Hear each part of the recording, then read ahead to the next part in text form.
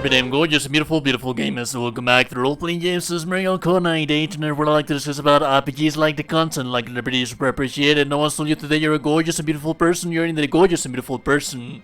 In today's video, we're going to be speaking about builds, or many different things. We're going to make a build for each and every single character.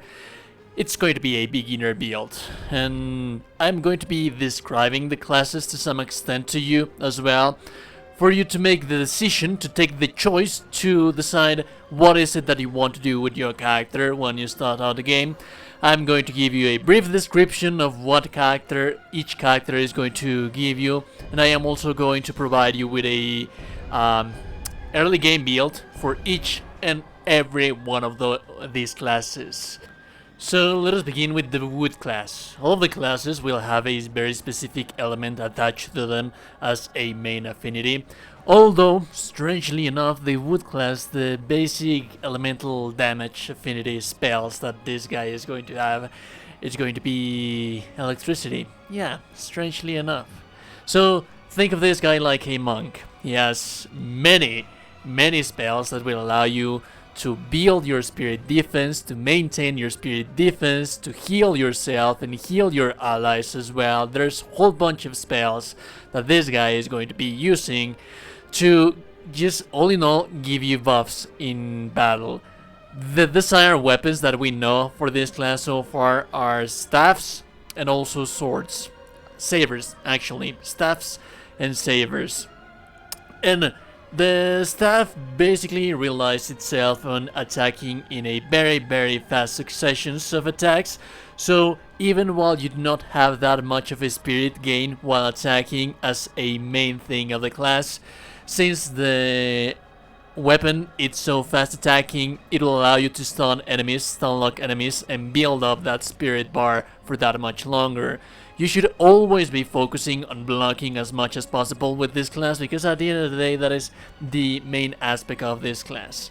Now let's talk about the weapons that, again, that this class uses. As you can see right here, we have the white wooden cudgel, which early game can get to a B scaling on wood. And then we also have sabers. I did not upgrade this one, but yeah, this could also be a potential B. So, again, it's going to be staffs and base swords. Now, on the spells that this class is going to have, like I said again, it's going to be... On the damage, it's going to be lightning, as you can see in that. There's many lightning spells that you can use. That is the main spell that this class is going to have. But it's also going to have a whole bunch of buffs, like Absorb Vitality, which heals you and your allies when dealing damage to the enemy. That is not the only one. So for example, we have the Perfect Restoral. Grants you and your nearby allies a positive effect that completely negates an enemy attack once. There's all of the buffs that this guy is going to have. It's going to be for you to heal and protect your party, and when it comes to damage, it's going to be with electricity. Now when it comes to the stats, this guy, this is how you want to use your build. This is how you want to have your build. Just focus yourself, all of your points, into the wood virtue. Interestingly enough, the wood virtue is going to have more HP than the rest of the classes, because each of one of these classes, every time that you place a point in here, it's going to give you 3 HP. This guy is going to be Beefy Boy. This guy is going to give you 7 total HP. Like I told you before, we're also going to have Spirit Defense, which is going to give us more defense when blocking, so you do not have to deflect that much with this guy. It is a very beginner friendly class. It also has spell duration, which is one of my favorite stats in this game.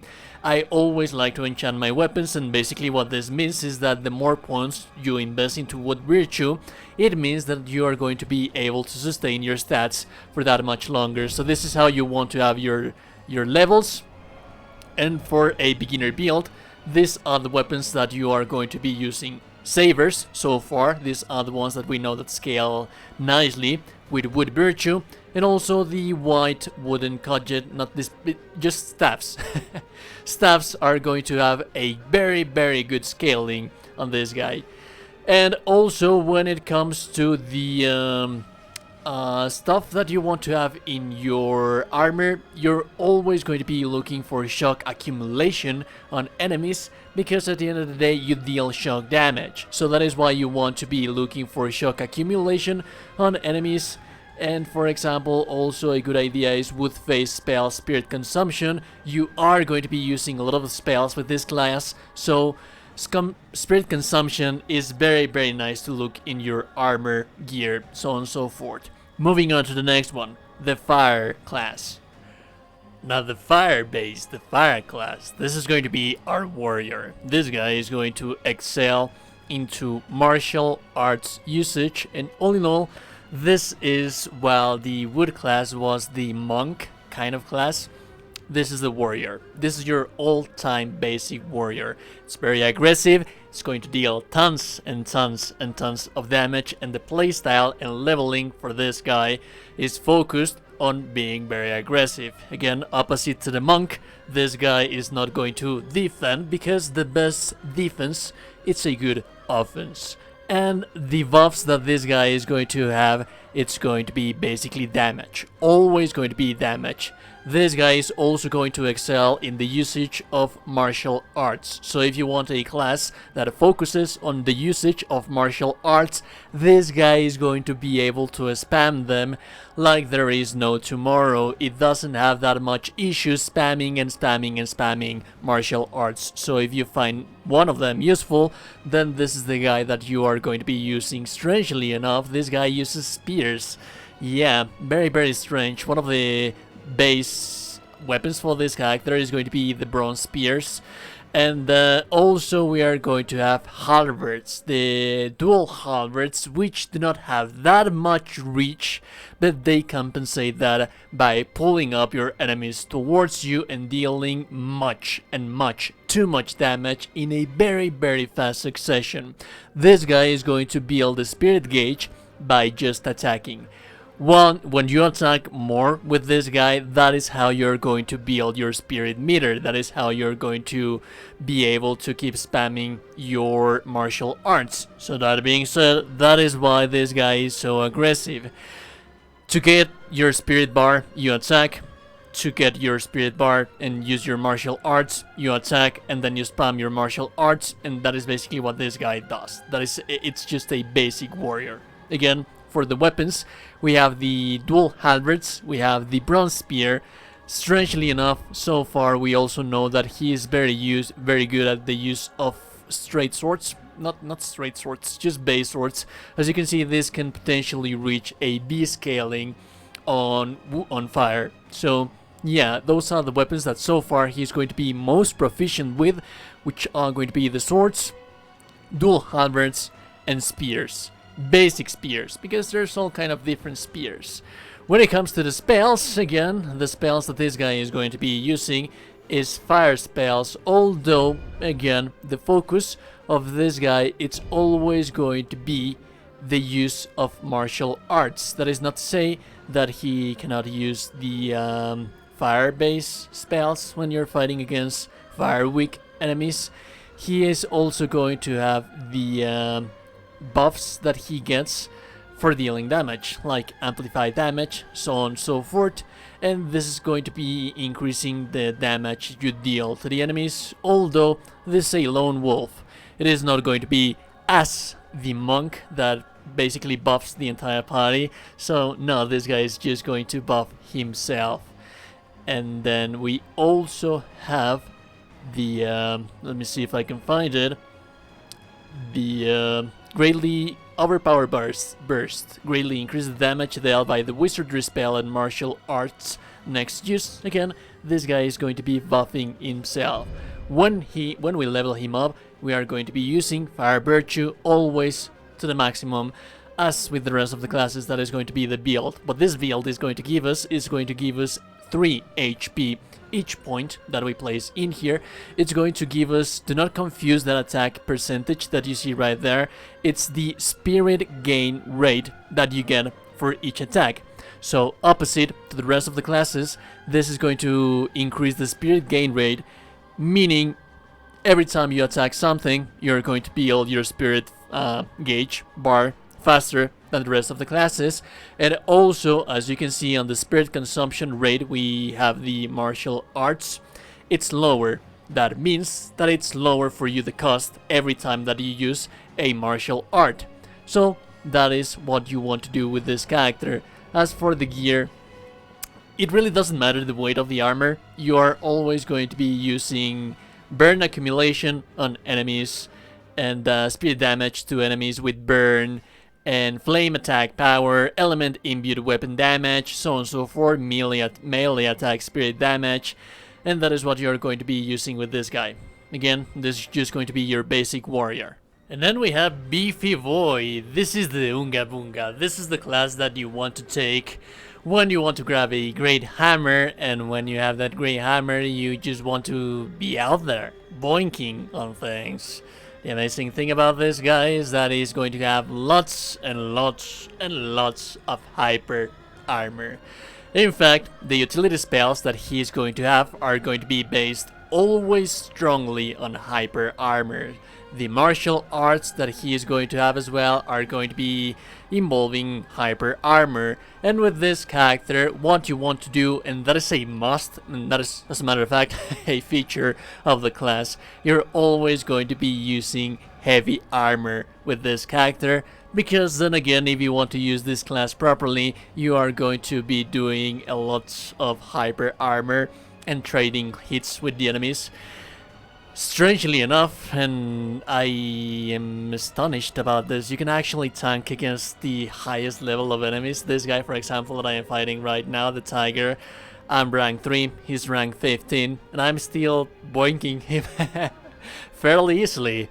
And then again, you're not going to be minding that much about the damage that you're going to be receiving, because with this guy you want to have as heavy armor as possible. And the weapons of choices that this guy is going to have is just going to be hammers, halberds, pole axes, so on and so forth. Those are the weapons that this guy is going to be using. But then again, the spells that this guy is going to have available are going to be stone spells, and those stone spells are going to be dealing stone damage, earth damage. But the utility spells that you're going to be using with this guy are always going to give you hyper armor, and the utility spells that this guy has, they are always going to be allowing you to trade hits with the enemies. Then again, like I told you, this is what you want to be using: big hammers, halberds, and also glaives. Glaives also have a nice scaling on this guy. As for the spells, like I told you before, the utility spells that you are going to be using with this guy are going to be stone base, and they are going to be dealing stone damage. What I like about it is that, for example, they are going to cause knockback on the enemies. But other than causing knockbacks on the enemies, is also going to give you more defense, more poise, and like this one right here, for a certain period of time, creates an invisible shield around you that absorbs a certain amount of damage. And this one lets a shot that generates a shockwave. Enemy's hit will be forced to lock on you. Also decreases damage taken from the enemy attacks for a certain period of time. So as you can see, yeah, this is the tank.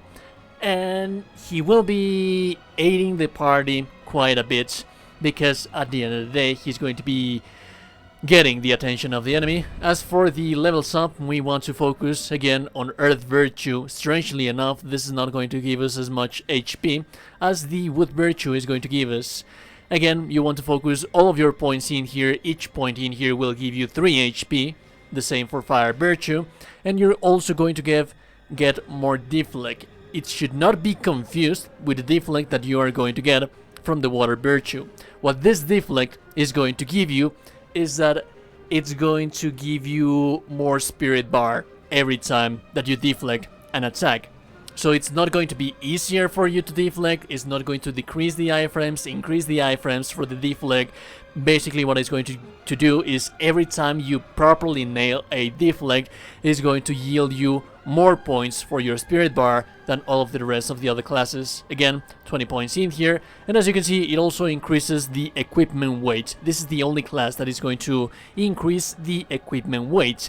That is why this is the only class that is going to be using heavy armors. Again, all of your points are going to be dumped in here, and as for the weapons that you want to be using are going to be hammers, everything that seems to be a boink, halberds as well, and glaives.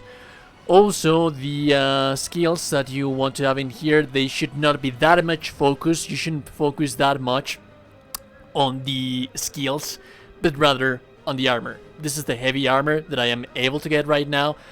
That is what you should be striving for. Every time that you get a heavy armor, then you place it. That is going to allow us to keep boinking on enemies and keep bypassing enemies with the hyper armor, so on and so forth. Moving on to the next class. And then we have our metal class. This is a very weird guy. Now, on the basics of it all, this is going to be the caster, the focused mage. But it's something like a dark wizard. I found out this guy to be very strange and very powerful. As a matter of fact, if I'm being completely honest with you, this guy allowed me to beat easily some of the hardest enemies, mini-bosses and bosses that we encountered so far in Wo Long. And basically what he does is that he poisons enemies, and when you poison enemies, it prevents them from regaining that spirit meter, allowing you to deal that many more counters. And also you can just stand in there, throw poison, and when you throw poison, just move around, wait for your opportunities. You don't actually have to be on the face of the enemy. You just throw your poison and let them die, and when they seem desperate, that gives you the power to actually keep fighting. Then again, this guy is going to be focused on dealing damage to the enemies. The spells that you will have with this guy are going to be, of course, poison based, toxic attack powers, and toxic spells. But interestingly enough, also the utility spells that you have with this character, they are basically what they are going to do is that they are going to inflict debuffs on the enemy, which is very powerful as well. And since you can inflict so many debuffs on the enemies, there's also a very specific something very powerful that I haven't had the chance to try out yet, which I am definitely going to do so. Is this spell that you basically inflict the enemy with diseases, tons and tons of diseases, and then you explode them all at once, dealing tremendous amounts of damage. Or at least that's how it sounds in my mind. When it comes to damage and weapons, we don't actually know that much what is this guy going to be using, because so far only Podaos are the weapons that he seems to have affinity so far as for the weapons that we have right now. But that being said, on the demo, at least myself, I have yet to find different kind of weapons like the pole axes and different kind of weapons that most definitely will, of course, maybe have affinities with this guy. Then again, if we go back to the basics, the weapons that you are going to be using for your build with this character is going to be a Podao. The Podao is going to have metal affinity, and as for the armors, what you want to do with this guy is get as much poison accumulation on enemies as possible, as well anything that will give you spirit gain from spells and throwing out spells. That is what you want to be focusing yourself with this guy. As for the spells that you have available, like I told you before, they are always going to be focused on the poison. You have toxin weapon, you have toxin bubbles, but like I told you before, for example, the debuffs that you can place upon the enemy will be something like Elemental Plague, which increases the accumulation of all status effects dealt to enemies for a certain period of time. So yeah, by all means, you can just cast an Elemental Plague and then cast a bunch of poisons upon the enemy. But the one that I was speaking you about was, let me see if I can find it. Releases, yeah, this is the one. Releases a metal immune attack that deals damage to enemies it touches. If those enemies are inflicted with any ailments, they will be fully cured from those ailments, but they will take additional damage corresponding to the number of ailments cured. So basically you are going to suck all of the ailments that you have placed upon the enemies, but it's going to deal tremendous amounts of damage, because like I said, this guy can dish disgusting amounts of ailments on the enemies. And when it comes to the levels, what we are going to be getting with this guy, again, 3 levels of HP every point that we place in here. Again, we're going to be dumping all of our points in here, and this is going to give us spirit sustainability. Now, what is spirit sustainability? Basically, the blue bar, the blue meter of your spirit bar. When you attack, when you deal damage, if you manage to get that bar to blue, it's going to deplete at a lower rate. It's going to allow you to keep it for longer. But also we're going to get a spirit consumption rate for wizardry spells, meaning that this is very close to what we had with the Fire Virtue, which basically decreases the amounts of spirit bar that we have to use to cast martial arts. We are going to decrease the amount of wizardry spells usage for our bar, but also remember that we have spirit sustainability, so this guy is going to allow us to keep spamming and spamming and spamming wizardry spells. Again, if this guy allows us to spam martial arts, this guy is going to allow us to spam wizardry spells.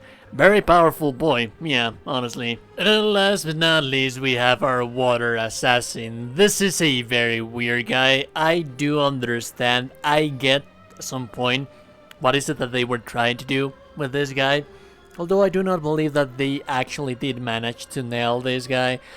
With this guy, he's basically an assassin. Every time that you level up points into this guy, he's going to have more stealth.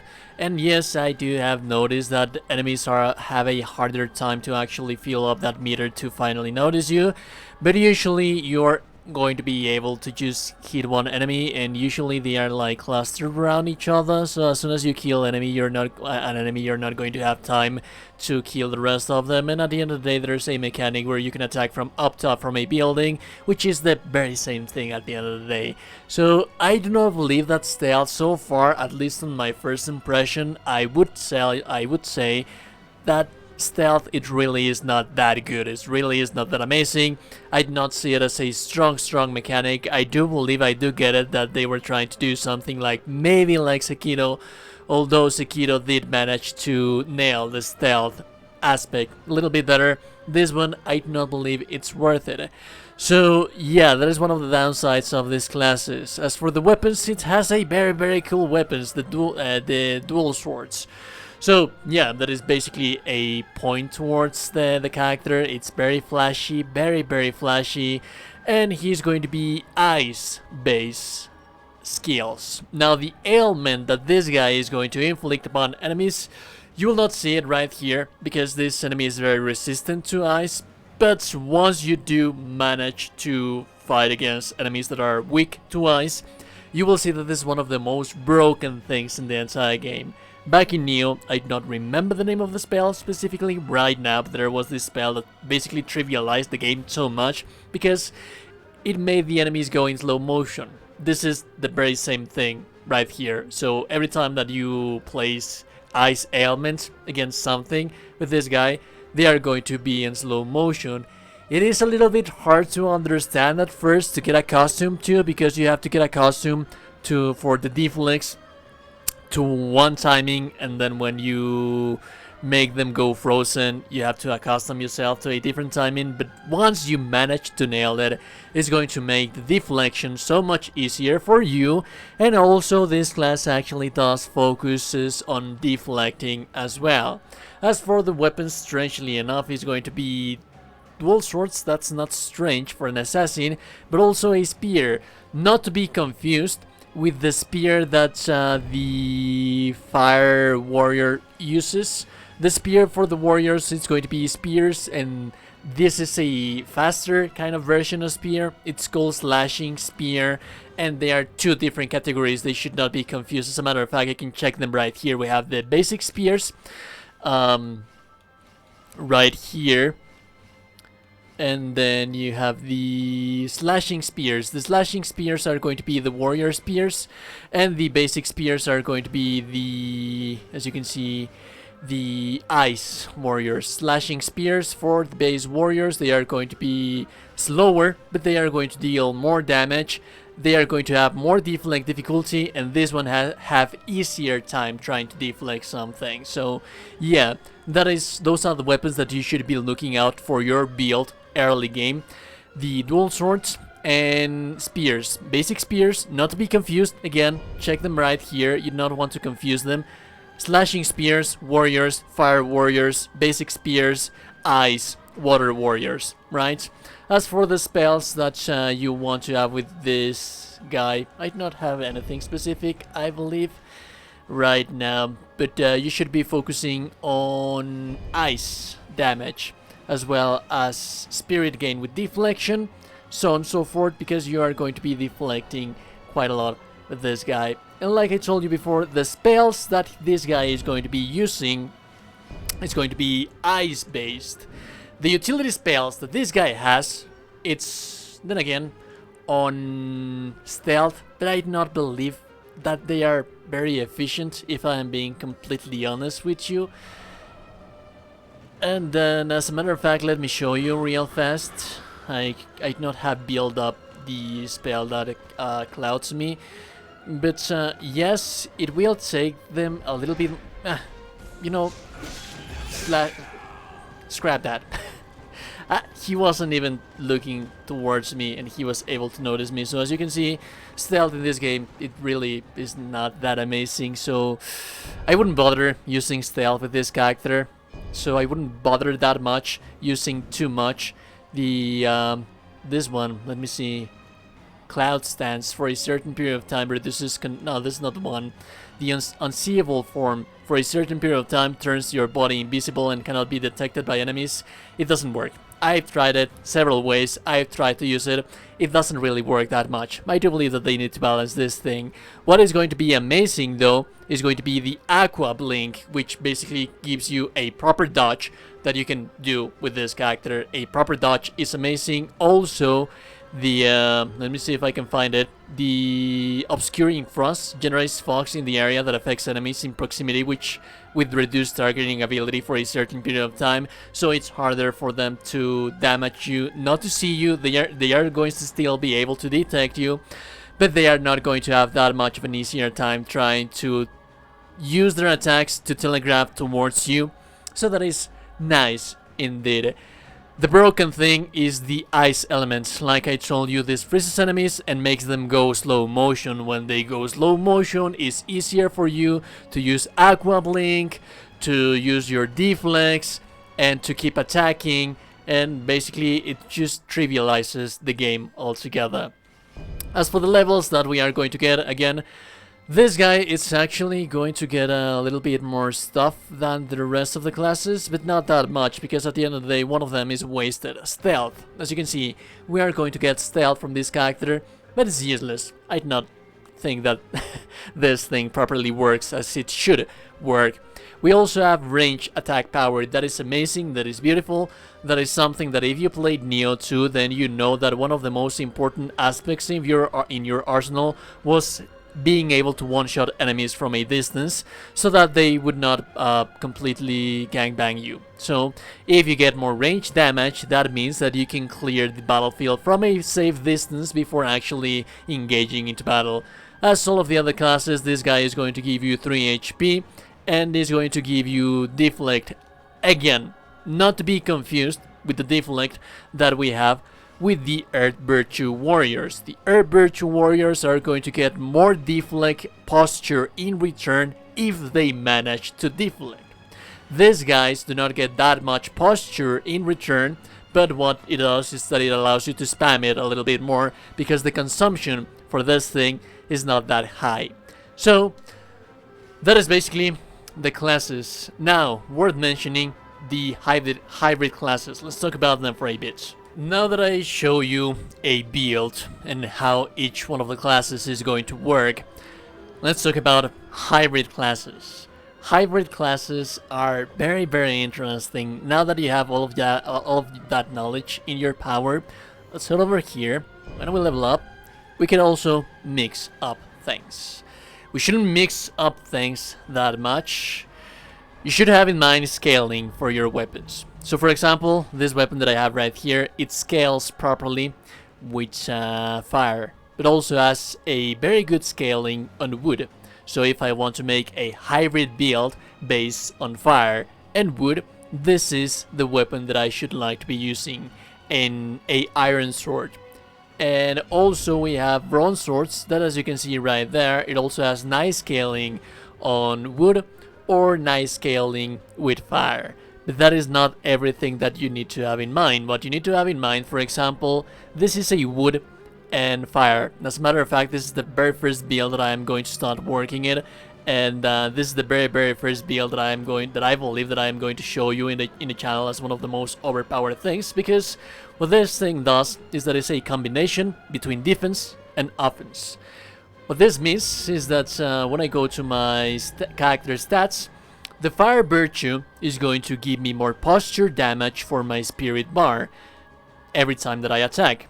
The wood virtue, on the other hand, is going to give me more defense, so that means that I have a very nice balance between attack and damage. And also, the wood virtue, if you remember correctly, is the only class that gives you more HP than the rest of the classes, so having extra points into wood virtue is going to make me that more survivability. I'm going to deal a little bit less damage, but I'm still going to be dealing more than enough for me to survive and deal decent amounts of damage.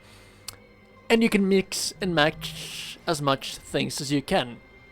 Because for example, this one, the halberds that I mentioned you for the warrior build, they have a predilection for builds that have fire and earth. One thing that you need to have in mind, again, like I told you before, do not mess up your points that much, that bad. I do believe that mixing classes is interesting and is nice so long as you do it with intelligence. Do not abuse, do not place points into everywhere. That is just going to mess up your character real bad. But what you do want to have in mind as well, one very important thing, is that if we head over to the encyclopedia and we get over to the effect icons, you will see the negative effects. So for example, this is very important to have in mind when you want to make a hybrid class. If we head over to burns, this is a status effect inflicted when flame accumulation reaches a certain amount, reduces ice resistance and gradually decreases HP, can be cured by performing a dodge in water. Now the key point in here is that reduces ice resistance. If I burn an enemy first and then I use my chill damage, he is going to be more susceptible. Kind of a weird analogy, but if we head over to shock, for example, reduces toxin resistance, right? So if I manage to hit someone with shock and then poison them, they are going to be more vulnerable to poison than they were before. So that is one of the extra aspects that you want to have in mind if you want to make a hybrid build. Strangely enough, fire works good with ice, and that is basically every build for every class. All of the weapons that you want to be using for your starter builds.